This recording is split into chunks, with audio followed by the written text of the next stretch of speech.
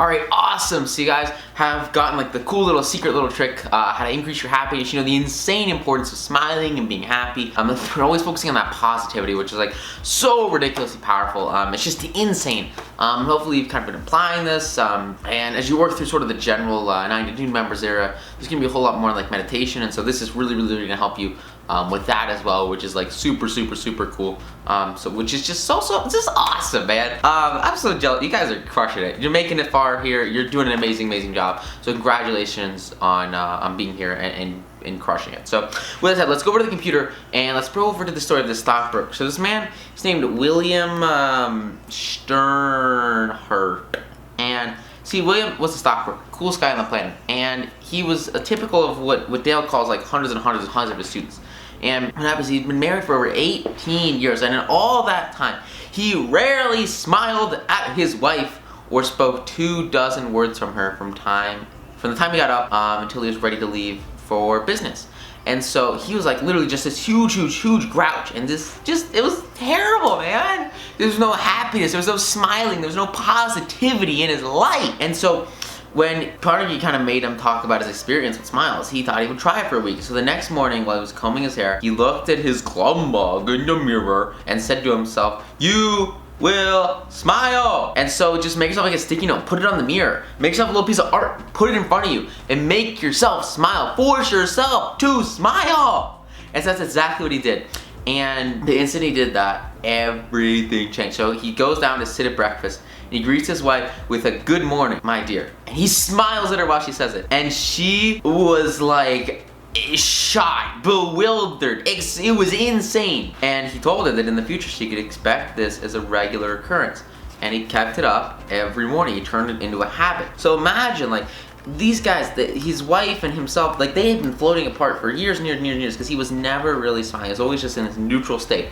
And one day, all he did was look her in the face and smile, increase his energy, increase his motivation, increase his positivity. And it made his wife so insanely happy. She was so surprised, so huge. Why, right? Because smiles are so insanely positive, powerful, impactful. It would change absolute everything. It's huge. So he goes through this process, sits down to eat breakfast, and these guys, they had fundamentally shifted everything because she was so shocked. And he kept it up so often that what he realized is that as he went through this process of smiling, he actually brought more happiness into his household, into his life. And it was so cool because as he increased this, there was like literally more happiness in probably like 2 months than he had during the last year, all because he just changed one little facial feature and started smiling. And what's even cooler is that as he gets to like his office building, he meets the elevator lady, and the elevator lady is like in the elevator and just, got all the buttons.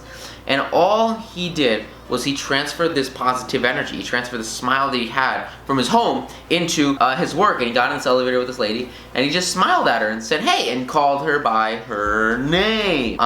She smiled. He smiles at the cashier at the subway when he asks for change. He smiles when he stands on the floor of the stock exchange, and he smiles at people who never had seen him smile in his whole life. And soon he found that everybody was smiling back at him, because when you do something for others, they will reciprocate. And so he treats everybody with total and complete cheerfulness and happiness and smiles and listens to them.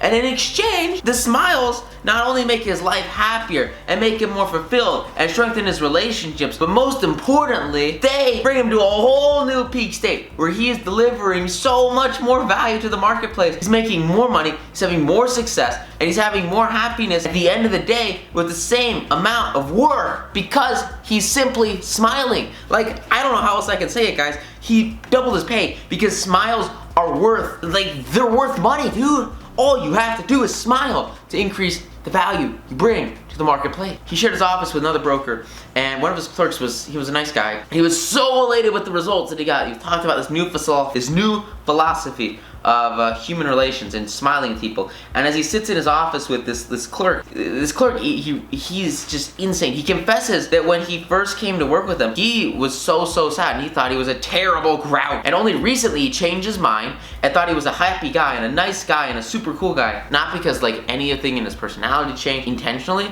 but because of all the subconscious changes that happened in his life, solely because he smiled every single day. It affects so much of your underlying personality, your underlying being. It will fundamentally shift everything you do. It's huge. So he goes through this more and more and more. He totally eliminates criticism, and he gives appreciation and praise instead of condemnation. He stops talking about what he wants, and now he tries to see the other person's viewpoint. And these things have literally revolutionized his life. He's a totally different man, a happier man, a richer man, richer in friendships, richer in happiness. The only things that matter much after all.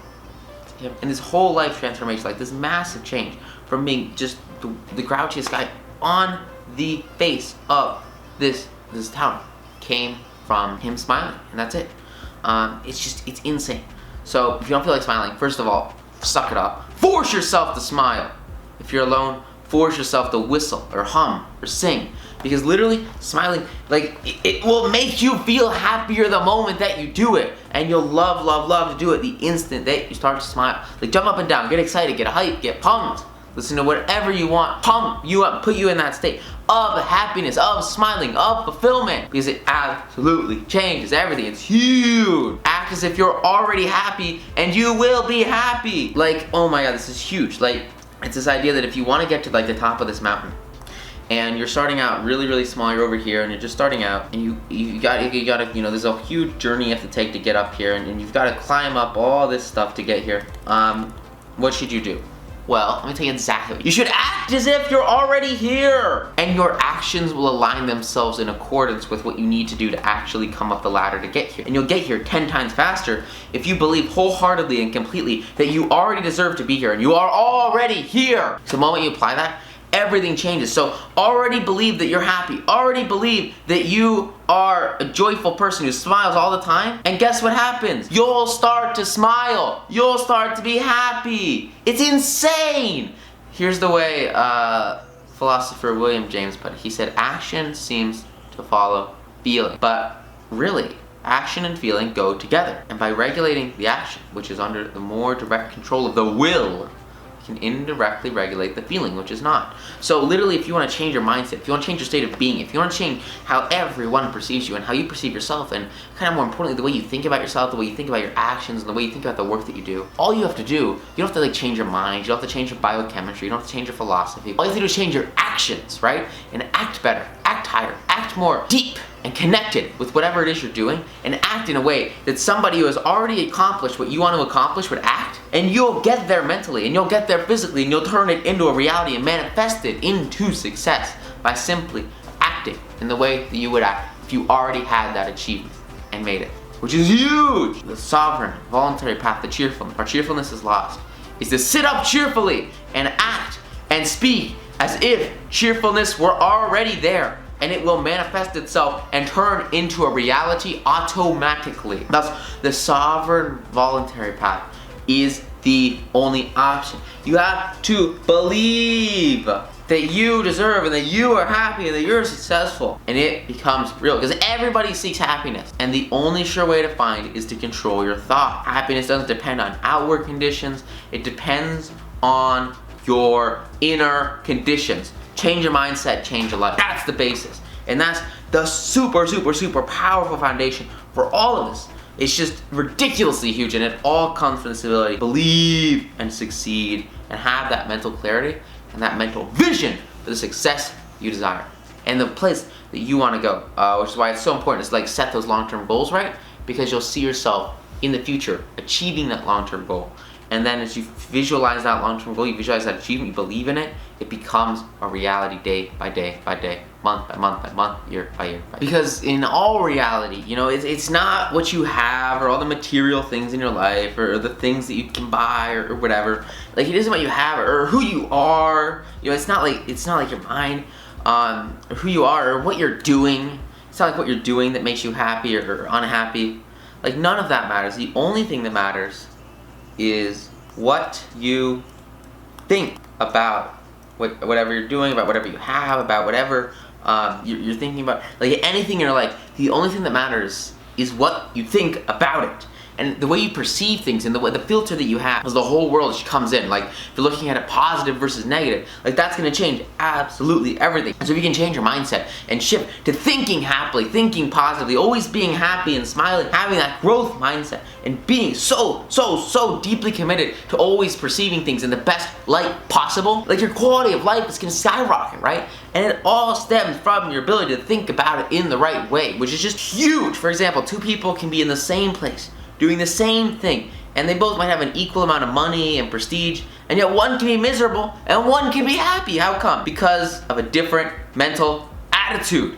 It's insane. Literally, I'll have these seminars with hundreds of people in them, and you'll see one person sit next to another person, and they'll both have the same notepads. They'll take the same notes, and one person will take the information, and they'll go out and they'll sit down, they'll go home, and they'll never apply it again in their life, and they'll never make any money, and they'll never trade stocks or whatever. And the person sitting right next to them can go home, make their first investment that same night, and make thousands and thousands of dollars, hundreds of % gain returns over the course of the next month. It's insane because they apply things. And so it all comes down to what you think about what you perceive, because the way that you think about what you perceive will fundamentally shift what? It'll shift the way that you take action, which is huge. Carnegie, he talks about this mental attitude, and he sees just as many happy faces among poor peasants toiling with their primitive tools in the devastating heat of the tropic as he's seen in the air-conditioned offices of New York or Chicago or Los Angeles. There's nothing good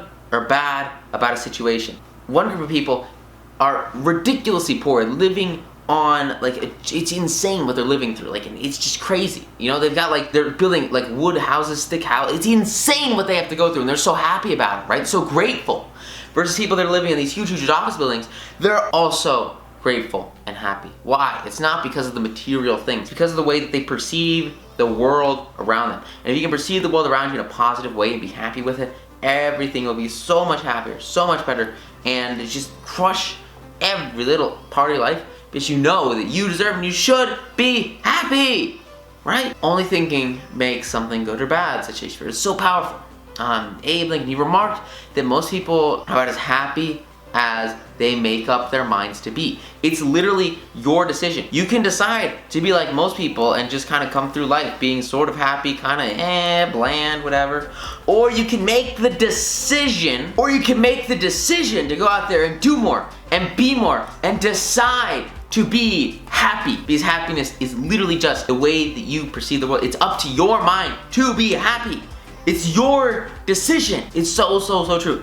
Carnegie, he was in New York at the Long Island Railroad station, and directly in front of him was 30 or 40 crippled boys on canes. These guys, like, literally, oh my god, it's insane what happened. And they all have crutches, and they're struggling up the stairs, right? And you got these guys that are helping them out and following them. And some of them, like one guy had to be carried up the stairs. And he was astonished at these boys' laughter and their happiness. Why? He spoke to one of the men in charge of the boys. And he said, oh yeah, when the boys realize that they're gonna be crippled for life, they're shocked at first. But after they get over the shock, they resign to themselves to this fate. And they become as happy as normal boys. They decide to ignore flaws. You gotta ignore your flaws, focus on your strengths, and become happy. And because of that, these guys, I mean, they literally don't have legs, and they're out there just having the best time of their lives, being amazing group of people. Because they're in a mastermind, they're in this connection where everybody comes together, and they all want to be happy. They all want to succeed. They all want to be together, which is just so huge and so foundational. So critical. You get yourself in a situation you want to surround yourself with those who are going to be positive with you and who are going to support you having a happy life and making that decision to smile, to be grateful, to be happy. So huge. It's because it's all mental, right? Like, it's all mental. And these guys show it, right? They show it because they change their mental state, and that mental state, it changes their lives, right? And they could be totally sad and totally distraught for the rest of their lives, but instead they make the mental decision to be happy. It's huge because they taught him a lesson. It is so powerful. All right, does that make sense? Are you guys getting this? It's huge. It's so powerful. Carnegie, he wants to talk about this one lady now who worked by herself. She was in her office, right? And she's got like this huge closed off office. She's kind of like all alone, and it's sort of sad. But as she sort of walks through the hallway day by day, she always wants to make new friends with new coworkers. So she gets like this new job, and you know, there's all these other people working, and a lot of them, they go by like this water cooler all the time, right? And really awesome drawing of a water cooler. They all come around and they're talking and they're chatting and they're having fun and they're smiling, and it's a great environment. And she really wants to befriend all these people, right? Because she wants to enjoy her work environment, she wants to make friends. And as she walks to her office and back for weeks and weeks, all she hears is chatter and laughter, but she keeps passing them in the hallway, and she shyly looks the other way. She doesn't actually embrace them. And instead she thinks that, oh, you know, this friendship or this connection will just magically appear out of nowhere. And it's just insane, right? Because you gotta take that first step, and you've gotta go out there and put yourself out there and make the commitment to a relationship or a connection or a friendship or whatever, right? You gotta make that first step, because people aren't just gonna like walk out and constantly ask to do things with you or ask to be with you, or like people aren't usually gonna actively seek out others if they're already satisfied in their social group. And so if you're trying to get in or to sort of permeate into a new environment, like you've got to stand up, be bold, and take that positive action. It's gonna get you the result you desire. And so what she did is she said she can't expect these women to come to her, and she has to go out and meet them. So the next time she walked to the cooler, she put on her brightest smile and she said, "Hi, how are you today?" to each of the people she met. And the effect was immediate. Smiles and hellos were exchanged everywhere because everyone seemed brighter, everyone was happier, the job was friendlier, because these guys, they came together and they developed, some of them, you know, they even developed into friendships, right? Because they cared about each other and because they focused on adding positive energy into each other's lives. They fundamentally made them happier to work in this place, right? Which is awesome, right? And it all comes from taking that first step. Like if you want to start dating somebody, you gotta pick up the phone, give a call, say, hey, let's go out, right? You can't just like expect it to just happen. You've got to take that first step. It's all up to you to come, make it happen. And then like over time, right, this becomes a self-fulfilling cycle. So she makes this first effort to create a friendship, and then they're gonna reciprocate, and then their friends will reciprocate, and it goes, and it's this big circle that goes on over and over again. And it all comes from what? It all comes from their ability to connect with one another, which is huge, right? Super cool. So as you want to make, you know, your life more interesting, your job more interesting, your friendships more interesting, just remember that you can smile and then also work towards a better future by kind of following this advice that Carnegie he gets from Albert Hubbard, and it's just so powerful.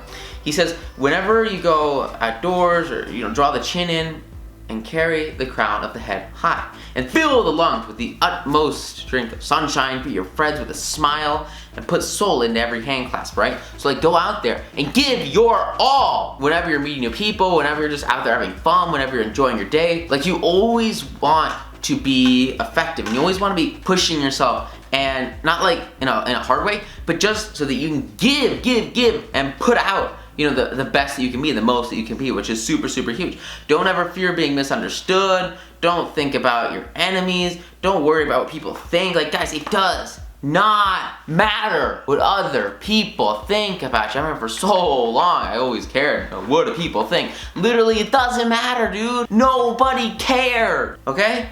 Try to fix firmly in your mind what you would like to do, and then without veering out of direction, you will move straight towards that goal. Fix this goal in your head, right? This is the power of thinking or rich. It's just huge. You guys probably seen that course. I mean, oh my god, you want to have this one goal, and it will draw you towards it so powerfully, because you know that this is the reality that you desire. It's huge, right? You never veer off direction. You just go on the path towards that goal. And keep in mind that great and the splendid things that you would like to do, as the days go gliding away, you'll find yourself unconsciously seizing upon the opportunities that are required to fulfill your desire. Like literally, that sentence is insane. You will unconsciously seize upon the opportunities required to fulfill your desire. Like once you have this goal, this is so huge. I mean, this is the Think and Grow Rich course. This is the book. I mean, this is everything. This idea that you will find a way to make your goal a reality. I woke up at the middle of last night, and I had this vision. I don't know. It's from my subconscious. I was thinking. I envisioned like this advertisement for like the book and for investing, and I'm thinking like of this huge abyss, and there's like a guy standing on this rope swing, and he's just like hovering above this huge abyss. He's got his laptop in his hand, and he's like trading stocks. And you know, the caption or the narrator or whatever, the announcer, is like, most people think investing is super risky, and it's like, you know, hovering over an abyss, and it's like this really like dangerous, like tightrope walking guy, like about to fall to his death trading stocks.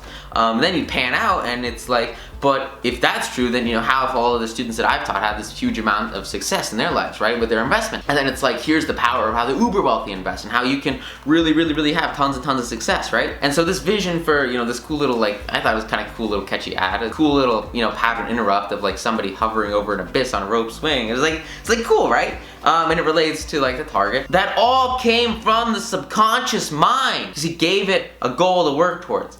And this is just huge. Like, I know most of you guys have probably seen the Think and Grow Rich course, but if you haven't, like, holy crap. So please take that, apply it. I mean, it's huge, right? Alright, cool. So now you guys got subconscious stuff. Just as the coral insect takes from the running tide the element it needs, anything you envision can become a reality. So picture in your mind the able, earnest, useful person you desire to be, and the thought you hold is hourly transforming you into the particular individual.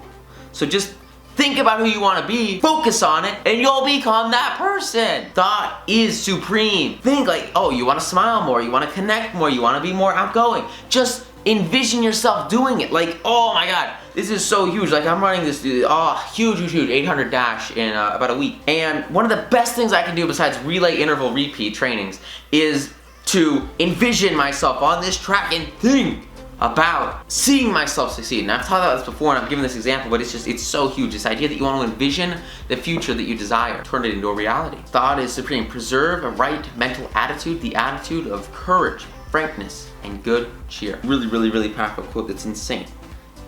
Because to think right, you know, is to create. You know, your thoughts, they become a reality. All things come through desire, and every sincere prayer is answered. We become like that on which our hearts are fixed. Carry your chin in and the crown on your head high. We are gods in the chrysalis. Like, how cool is that? You can literally achieve anything you desire by simply focusing on it. It's huge. The ancient Chinese, they were so wise, and the ways, the world, they understood the proverbs. They could cut and paste, put it inside hats, but it goes like this. There's this one thing that Dale says that's huge. He says, a man without a smiling face must not open a shop. Because your smile is a messenger of your goodwill. Your smile will literally brighten the lives of those who see it, and make them happier, right? And teach them pressure, and teach them to be successful, and to appreciate the world around them. But what's super cool is that you can see like a dozen people frown, scowl, or turn their faces away. It's people, you know, they walk through this world of negativity, and they're always seeing, most people don't understand this concept, and they're just always sad. If you can give them that one smile that stands out from the whole crowd, all of a sudden, you're gonna be so insane. You're gonna be like the sun breaking through the clouds. Especially when someone is under pressure from their boss, from their clients, from their teachers, from their parents, from their kids. A smile can help them realize that it is not hopeless, and that there is joy in this world. Which is huge, right? It all comes from your smile. A couple years ago, a department store in New York was recognizing the pressures of its sales clerks, especially during the Christmas rush. And they presented readers with ads that had this insanely powerful philosophy that I think is just one of the most powerful ways to kind of finish explaining the insane power of the smile. So we introduce it here. And they say it costs nothing, but it creates much. It enriches those who receive without impoverishing those who give. It happens in a flash, and the memory of it sometimes lasts forever. None are so rich that they can get along without it, and none are so poor but are richer for its benefit. It creates happiness in the home, fosters goodwill in the business, and the countersign of friend. It is rest to the weary, daylight to the discouraged, sunlight to the sad, and nature's best antidote for trouble. Yet it cannot be bought, begged, borrowed, or stolen, for it is something that has no earthly good to anybody till it is given away. And if in the last minute rush of Christmas buying, some of our salespeople should be too tired to give you a smile, may we ask you to give one of yours. Because it literally changes absolutely everything. And everybody needs it. Everybody must have this joy, smile in their life, one way or another. People are going to find an outlook. They're going to find somebody who's positive, and they're going to flock to that positive person. So why not you be that positive person that makes everybody happier? Because nobody needs a smile so much as those who have none left to give. And that is the value of a smile at Christmas. It's huge. It's huge. Smiling, literally, it will change your life. I'm known by so many people that literally have no clue about any of the things I do in the personal finance, the investing space. All they do is they see me on a day-by-day basis, and they know me simply as the one guy who's always smiling at them.